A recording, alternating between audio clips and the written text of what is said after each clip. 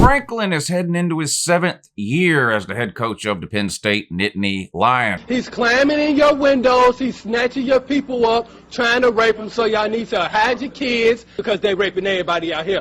Penn State, a really good team in a great division, and that's sort of been the problem really for Penn State over the last few years, particularly since James Franklin got there. He's done good. There's been a couple of years you could argue he's even done great. He started out there with a couple of 7-win seasons, but since then he's won 11 games, 9 games, and then 11 games again this past season. He's made some Rose Bowl games. He's made some New Year's Six Bowl games. He's won one Big Ten or made one Big Ten title game, right? But he's 1-5 against Ohio State. What we're going to do in today's video is take a look at their 2020 schedule. We're going to compare it to 2019 and try to figure out is the schedule harder or tougher. What does the non-con schedule look like? What about the road games? Are the road games easier this year versus last year? That sort of thing. And we're going to do that right now.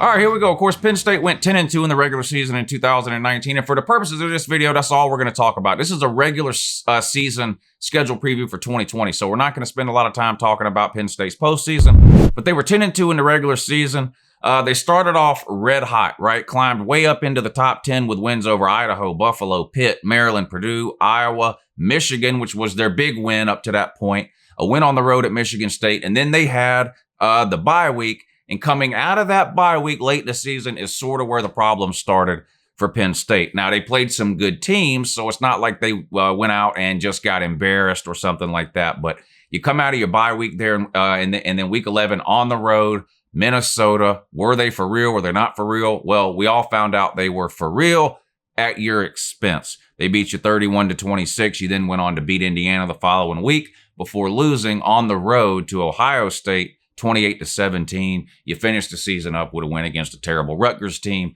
27-6. So 10-2. You were 3-0 in the non-con against 3 pretty bad teams. Let's just be real. Idaho and Buffalo. Who is that? No one knows. Buffalo's not I guess they're not terrible, but it's Buffalo.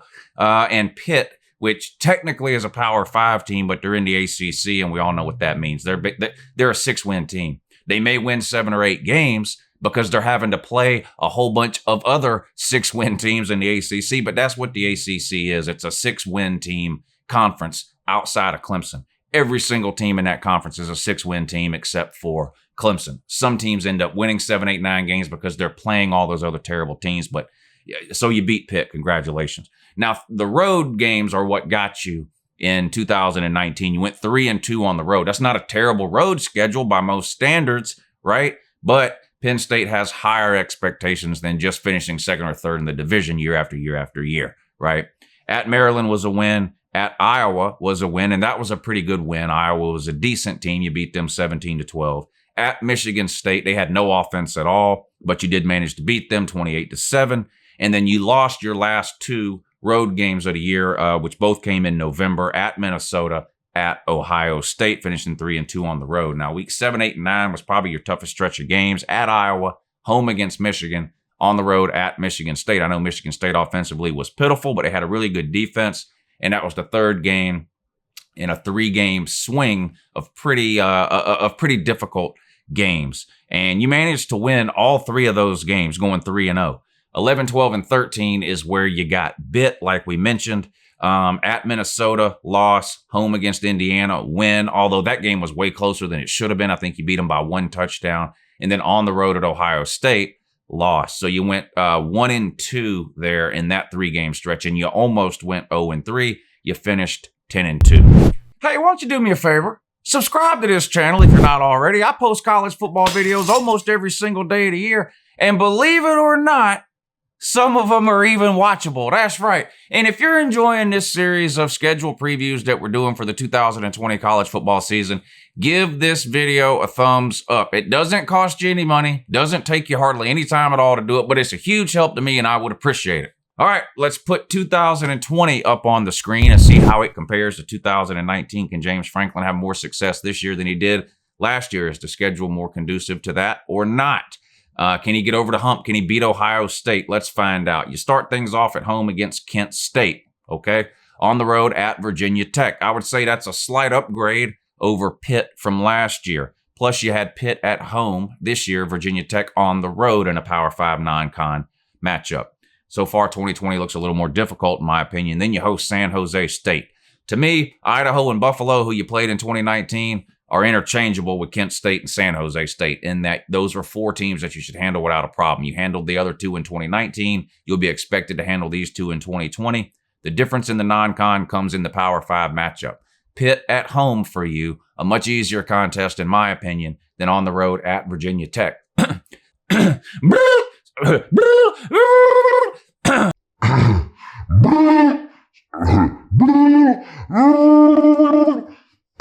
Where were we? So I would have to say that your road schedule in 2020, or your non-conference schedule in 2020, at least to me, appears to be a little more difficult than it was in 2019. Let's check out the Big Ten schedule. Starts for you in week 4 with a home game against Northwestern. They were terrible last year. We'll see what they look like in 2020.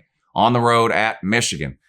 Not an easy game. I know Michigan is the butt of a lot of jokes, and deservedly so, right? Penn State has come very close a couple of times. Michigan has come close. Not as close as Penn State, but close. But Harbaugh has got to be running out of time there. He's winless against Ohio State. Great game last year, Michigan versus Penn State. You had them at home. You got to go there this year. I think that could be a pretty good game. Then you get your bye week. Bye week's in a good spot, pretty much right in the middle of the season. You play 5 games, you get a bye week. You got 7 games in a row here to close things out. Let's see what they look like. These are 2 really tough home games in a row right here, week 7 and 8. At home against Iowa, at home against Ohio State. Now, it's clearly a benefit to get Ohio State at home, right? You don't want to have to play them there. I'm sure that game will be the, what do y'all call it there? The whiteout? Sounds crazy! Yeah, so at least you get them at home. But then you got back-to-back road games against 2 middle-of-the-road Big Ten teams. Now, in the case of Indiana, it seems like they beat a pretty good team almost every year, or at least come close. In the case of Nebraska, everyone is waiting. Is this the year? Is this the year? Is this the year? Some people thought it was last year. Me. Clearly, I was wrong. Will they get things turned around in 2020, year 3 now with Scott Frost? We'll see. Couple of home games here in week 11 and 12, Michigan State and Maryland. Michigan State's got a new coaching staff. Maryland is, well, Maryland. And then you close things out the same way you did last year with Rutgers. This time you got to play them on the road, but they're one of the worst teams in the Power 5, even though they're bringing Greg Schiano back. Even if he's able to get things turned around like he did when he was there the first time, it's not going to happen year 1. They just don't have the Jimmies and the Joes to compete with you, Penn State. I really like Penn State in 2020. I liked Penn State in 2019. I referred to Penn State in 2019 as being in a transition year, not a rebuilding year, but a transition year. You had lost some key players, some new players coming in. You exceeded my expectations in 2019. I kept saying 2020 I thought would be the year that Penn State could make a run at the Big Ten title and a potential playoff berth. I still feel that way. I think you're going to be a really good team in 2020. I love Micah Parsons. I would take him on my team in a heartbeat. I think he's one of the best defensive players in the Big Ten. I don't feel like he got enough attention last year. I think Chase Young had a lot to do with that. Chase Young sucked up so much oxygen as the defensive guy in the Big Ten last year. But I think Micah Parsons is really, really good. I like what Penn State has coming back on offense. They're going to be a team, I think, that has a shot to make a run in 2020.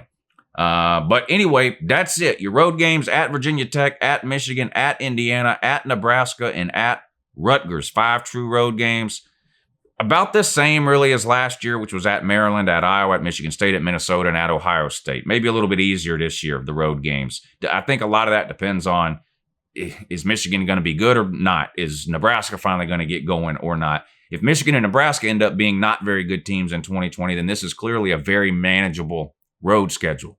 Anyway, that's it. Let me know what you think. What's Penn State going to do in 2020? Are you a believer in James Franklin? If you're a Penn State fan, how happy are you right now with James Franklin and where he's got you? That's something I would be curious to know. I'm a huge James Franklin fan.